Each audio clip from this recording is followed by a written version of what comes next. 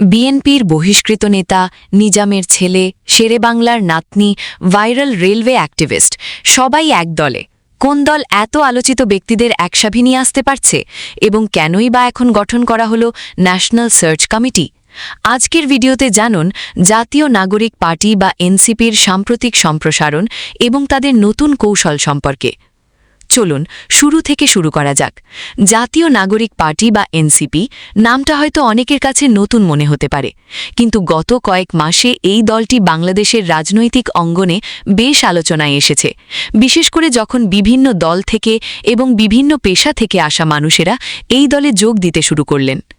গত ১৩তম জাতীয় সংসদ নির্বাচনের পর এনসিপি তাদের দলকে বড় আকারে সম্প্রসারণের উদ্যোগ নিয়েছে এবং এই সম্প্রসারণটা শুধু সংখ্যার দিক থেকে নয়, বৈচিত্র্যের দিক থেকেও চোখে পড়ার মতো।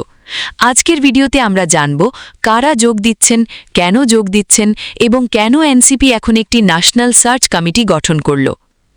গত ১৯ এপ্রিল থেকে এনসিপিতে নতুন সদস্যদের যোগদান প্রক্রিয়া আনুষ্ঠানিকভাবে শুরু হয়। সেদিন এবি পার্টি, অ্যাপ বাংলাদেশ এবং বৈষম্য বিরোধী ছাত্র আন্দোলনের ৪৪ জন নেতাকর্মী একসাথে এনসিপিতে যোগ দেন। এটাই ছিল শুরু। এরপর ২৪ এপ্রিল আরও চমকপ্রদ কিছু মুখ দেখা গেল এনসিপিতে। প্রথমেই আসুন ইসহাক সরকারের কথা বলি। তিনি বিএনপি থেকে বহিষ্কৃত একজন নেতা। তার যোগদান রাজনৈতিক মহলে বেশ আলোচনা তৈরি করেছিল।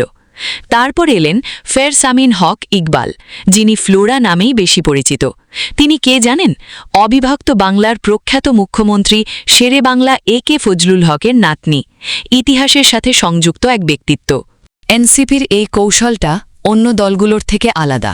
বেশিরভাগ রাজনৈতিক দল হয় আওয়ামী লীগের শাখা, নয়তো বিএনপির ছায়া, কিন্তু এনসিপি বলছে তারা তৃতীয় পথ। মুক্তিযুদ্ধের চেতনা আছে, কিন্তু আওয়ামী লীগের পথে নয়। জাতীয়তাবাদ আছে, কিন্তু বিএনপির মতো নয়। এই পার্থক্যটাই মূল টার্গেট। ইসহাক সরকার বিএনপি ছেড়ে এসেছেন কারণ তিনি মনে করেন বিএনপি তার মূল পথ থেকে সরে গেছে। ফ্লোরা যোগ দিয়েছেন কারণ তিনি দেশের জন্য কিছু করতে চান, কিন্তু পুরনো রাজনীতির ধারায় নয়। নিজামের ছেলে যোগ দিয়েছেন হয়তো নতুন পরিচয় তৈরির জন্য, আর ওয়াফিউল যোগ দিয়েছেন তার জনপ্রিয়তাকে গঠনমূলক কাজে লাগাতে। কিন্তু প্রশ্ন হল, এনসিপি কি সত্যিই একটি বিকল্প শক্তি হতে পারবে? বাংলাদেশে অনেক নতুন দল এসেছে, কিন্তু বেশিরভাগই নির্বাচনের পর হারিয়ে গেছে। এনসিপি কি তাদের মতো হবে, নাকি সত্যি তৃতীয় শক্তি হিসেবে প্রতিষ্ঠিত হবে, সেটা সময়ই বলবে।